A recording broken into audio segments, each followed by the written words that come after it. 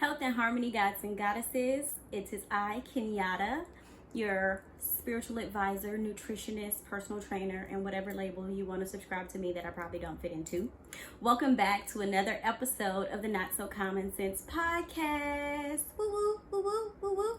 Staying consistent. This shall be uploaded on Saturday as well. Okay, you guys? So, just a quick recap, we are doing our chakra series currently right now. Last week we had the solar plexus chakra episode, which was super powerful, super amazing, and I hope you guys got a lot of information from it. You don't have to watch these in order, but the great thing is they all coincide with each other. So feel free to go check out that episode when you are done. All right. As you guys know, we always start this off with a very lighthearted traffic thoughts.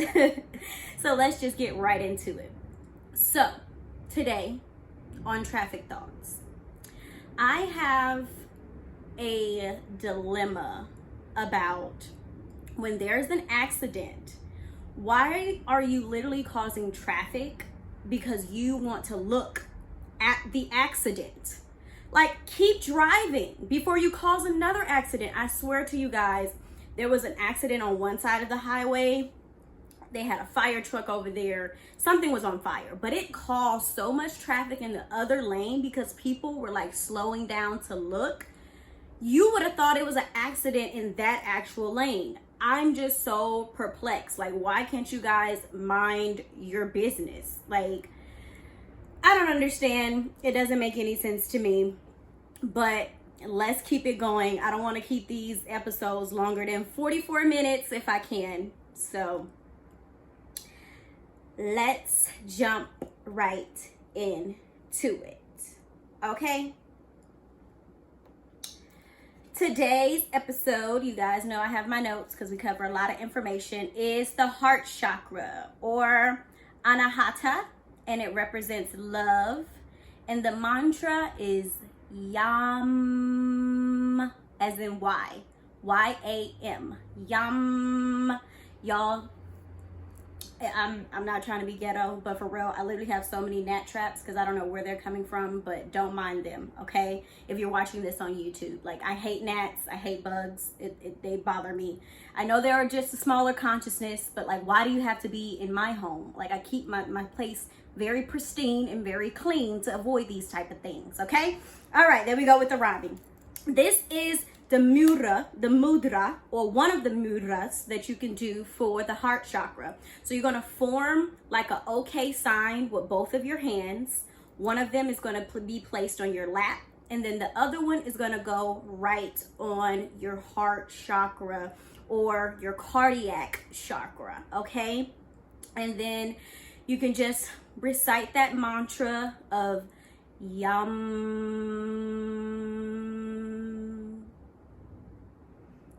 Yam,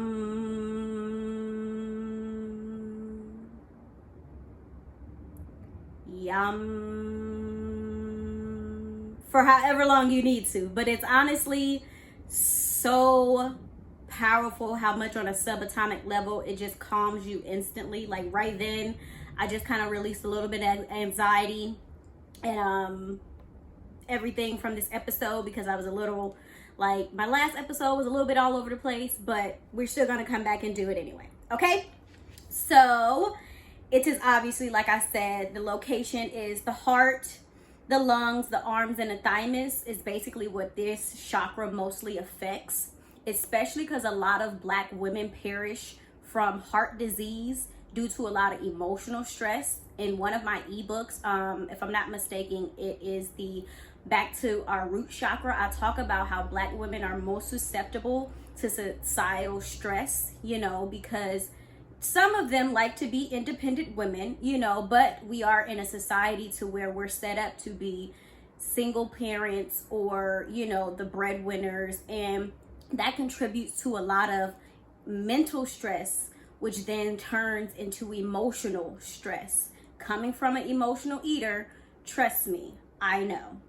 But I don't want to get ahead of myself. So the thymus is also correlated to like your thyroid and everything. And a lot of heart disease have also been linked to thyroid issues or hormone imbalances due to your endocrine system not being able to communicate to your thyroid properly. There are even certain thyroid hormones that get turned into one of another if you don't have enough of them. So it's really powerful, your thyroid and your heart, and making sure that everything is working together in unison. So the planet, Sun and Venus. The last chakra was also ruled or co-ruled by Venus, with it being Taurus. But we're going to talk about the Sun planet for a second, okay? You always know we go to astrology with these things because it's all energy, remember? So the Sun, one of the signs that it rules is Leo. Yes, it rules Leo, okay? So Leo, the Sun tends to lend like a dominant or enjoy a center of attention. And one of the, psycho-spiritual attributes to your heart chakra is your appearance, personal radiance, magnetism, externalization of personality, self-mastery, health of the body, and sphere of influence and illumination, because the sun illuminates whatever it shines itself on. And that's also why I have on this gold, because even though a lot of people think that the heart chakra is green, it actually is green, pink, and gold, okay? It just has like these colors that go back and forth, all right? Okay, let's continue on with Leo. It says the most powerful planetary influence appropriating energy, immunity, and vitality can increase. Okay, so part of the body, heart, back, spine, emotional, intellectual stress and strain, as well as physical overexertion causes health problems. So like I said, a lot of Black women deal with a lot of mental stress, which then turns into emotional stress, and then that turns into a lot of heart disease or like anxiety, coming from somebody who used to have anxiety and everything. So it's really, really crazy. But one of the ramifications of stress, it says loss of ability to be the center of attention, creativity being blocked, or issues with children. Stress reactions, fertility problems, heart problems, back and or spine trouble. Okay, so I just talked about women having, a lot of heart disease issues, but because the sun also co-rules this heart chakra energy, it also can affect your ability to reproduce, because it's right there, next to that solar plexus chakra. And a lot of mental stress turns into emotional stress, which then gets stuck in that solar plexus chakra, which is why a lot of people tend to emotional eat, because they don't deal with their emotions or any mental stress. And we look at that as a way to creatively express ourselves through our food. Trust me, I do this. But it also says that, where was I?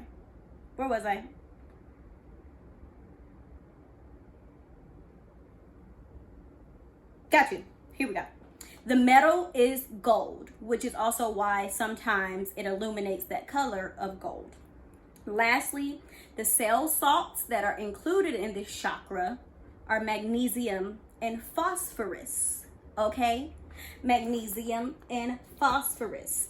And I want to point out that magnesium and phosphorus actually are needed to help balance mental functions, because when you are dealing with this overactive or this constant state of stress, you're depleting your body of certain minerals and vitamins that it needs in order to optimize your mental, physical, emotional, and spiritual well-being. To that point, vitamin D is recommended when you have a underactive heart chakra or issues with your heart chakra or heart in general, because it helps improve the absorption of magnesium itself. People with heart issues may deal with like osteoporosis. That's also because Vitamin D helps to absorb calcium. Calcium has to do with the development of your bones. See how everything is kind of correlated?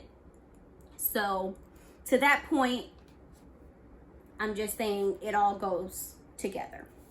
So let's get into the lessons that the heart chakra wants you to learn. Self-acceptance, accepting yourself, no matter who you are, where you are, what you look like, but doing it in a loving manner to where you always want to, improve. And it's your right and responsibility to love and be loved. So loving yourself unconditionally allows you to also reciprocate that energy to where you can love people unconditionally as well. We all want to be harmonious, okay, in everything.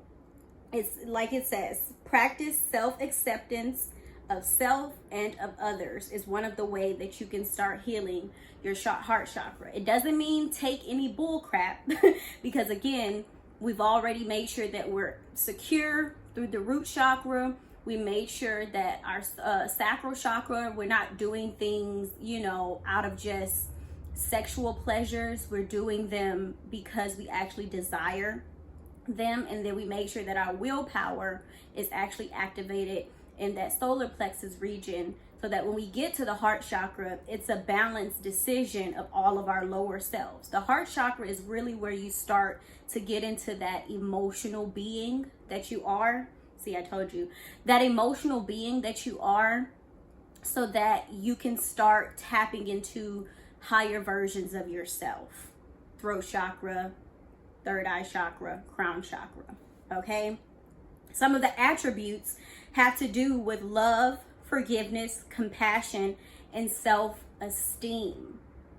A lot of times when people place judgment on you, it's obviously a reflection of how they feel about themselves, which brings me to the weak personality traits that may be exhibited through someone or through yourself if you do deal with a underactive heart chakra. Needy, creepy, clingy, possessive, jealous, guarded, closed off, judgmental, high need to fix self, others, and love that is conditional or approval based. Like I said, if you're balanced in your heart chakra, you love people without conditions because you love yourself without conditions. You get what I'm saying?